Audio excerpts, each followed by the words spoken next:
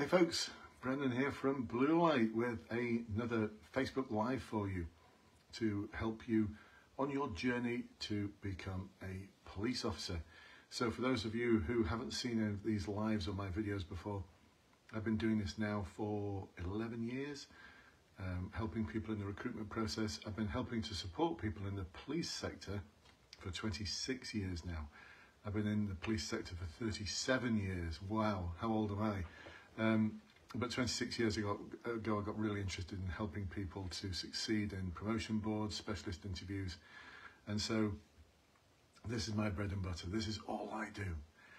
I don't show people how to become airline pilots or teachers or anything like that. All I do is help you to succeed in the recruitment process. Over 13,000 people have now had that support and have succeeded and are in the police as a result of my help. And hundreds of you who are now sergeants, inspectors, chief inspectors, transferred to different forces, got specialist posts, have helped you as well. So you're in good hands. If you've not seen any of these before, you're in good hands.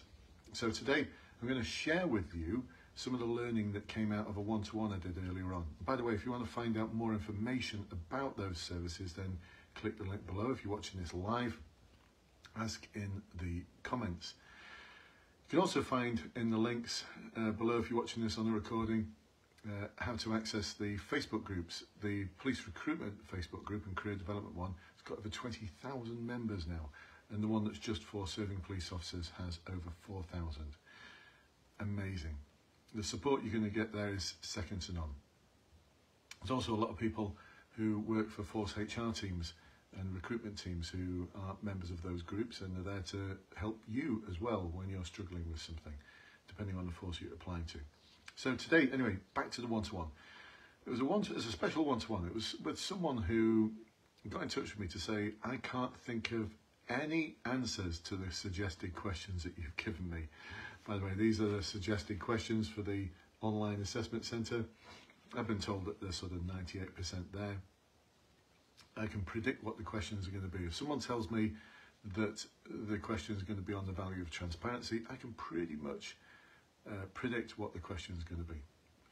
So in a moment I'll do some 10 top tips. So we did a 2-hour session, and what came out of it was at the end of it, this individual was really confident that they've got awesome answers to the questions and they're going to nail the online assessment centre. They're going to absolutely nail it.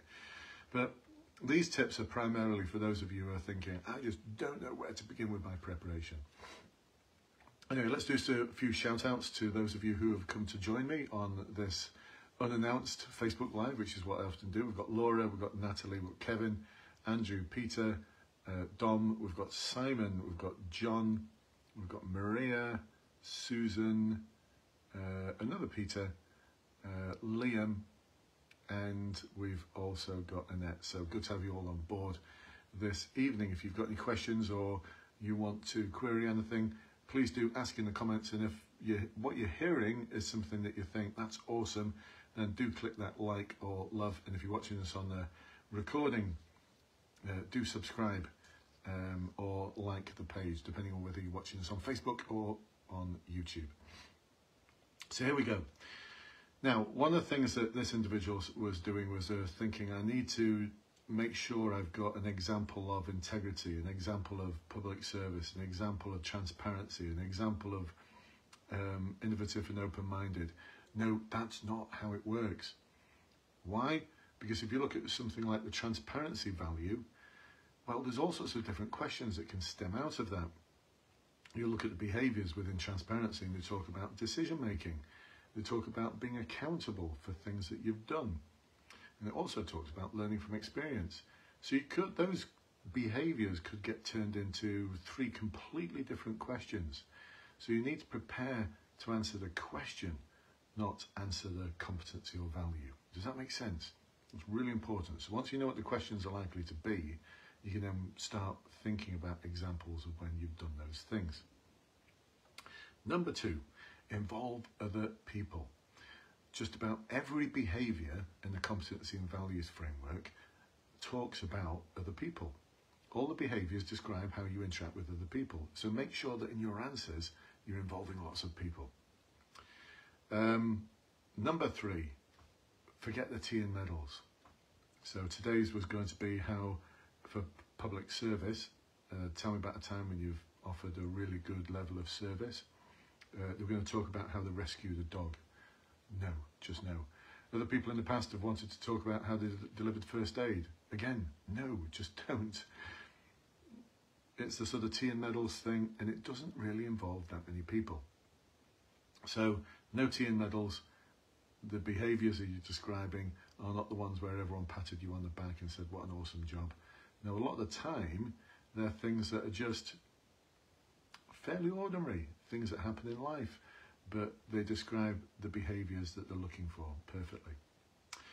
Number 4, make sure you're describing something that's problematic or challenging. If you're just describing a day in the life of what I do at work, no, it's not going to work.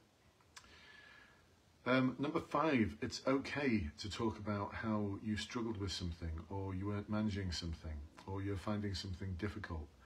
Because it's problematic or challenging, that's perfectly natural, and they want to hear about that. So, especially at the final interview. So make sure you include something about where you were underperforming, finding something difficult, finding something really challenging, getting stuck on something. The gritty reality of the world, folks. Not painting a picture of everything you touch turns to gold. Number 6, no jargon. No jargon. Today's was full of jargon. We've got to cut the jargon out. Pretend you're talking to a 10-year-old in describing the situation. Number 7, there is no we. There is no us. There's only I. So make sure all of your answers are couched in I did. I explained, and this is how I did it, not what we did. Because they can't assess we, they can only assess I. Number 8, impact in the situation. So when you're describing the situation, describe what the impact would be if you didn't deal with the problem. So make sure you get that in. Number 9, make sure you avoid in your answers phrases like that kind of thing, a bit of both, which is what we had today. It's too vague. I don't know what that kind of thing and a bit of both is. So make sure that you're including lots of detail in describing how you dealt with something. And number 10, structure. Structure. Structure is everything. Once you've got the structure that I advocate in your head, and bear in mind this has worked for thousands, so it can work for you as well. I know it's not what you look up on the internet. When you look up on the internet, it says, yes, use the star format. No one says things like the task I set myself, and they certainly don't want to hear about a task you were set.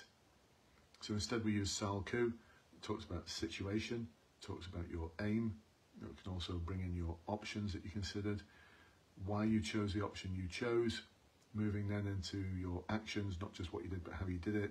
The result, not everything went perfectly, and because things didn't go perfectly, there's some learning that came out of it, things that you do differently next time. And then, especially for the final interview, we can talk about knowledge and understanding, how this particular skill or behaviour or value would impact on you as a police officer, and how you would intend to do those things in the future. So there you go, folks. 10 things to get you started in your preparation. Now let's just do a few more shout outs to people who've just come and joined along the way. We've got Joseph and Rachel. Welcome to you, Becky and Ricky, Jem and Jess and Levi and Lewis. Great to have you on board this evening. And a message there from Lewis. I'll tell you what it is in a moment, but if you've liked what you've heard today, come on, show me some likes, show me some loves. Let me know that what I'm actually saying is useful and helpful and is actually serving you. So Lewis has said, hey Brendan, have my regulars interview next week after recently passing my specials interview. Thank you for your course. Great stuff, Lewis. Geek Out now. It's more challenging, the regular one, than the specials one, for all sorts of reasons, but practice, practice, practice. You know, it's the key. I'm not going to wish you luck, Lewis. You know my thoughts on that, that if you need luck, it means that you've not prepared and practiced enough. So that preparation that I enable you to do through the interview course and through the webinars, be able to watch previous recordings of the webinars, that's what's going to serve you well, Lewis. Get practicing, and on the day, you'll be awesome. All right, folks, well, that's it. That's the 10 things. For those of you who have only just joined now, there will be a recording available. I'll catch up with you soon, folks. Take care of each other, and bye-bye for now.